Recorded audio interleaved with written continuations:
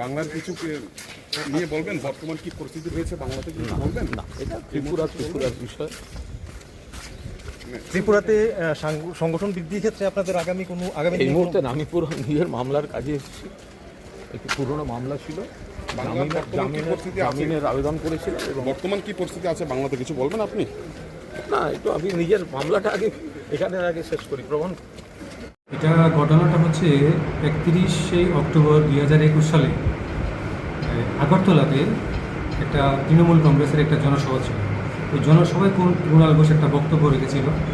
ওই বক্তব্যের কিছু বিষয়বস্তু নিয়ে এই কেসের যে বাদী, তার ধর্মীয় বিশ্বাসে আঘাত লেগেছে এই অভিযোগ জানিয়ে সে আরকেপুর থানায় একটা মোকদ্দমা করেছিল। তার পরবর্তী সময়ে পুলিশ তদন্ত করে সেটা চার্জশিট দাখিল করে। সেই কেসেই কুণাল ঘোষ আজকে এসেছিল। আজকে তার আমরা এখানে জামিনের দরখাস্ত করেছিলাম, তার জামিন হয়েছে।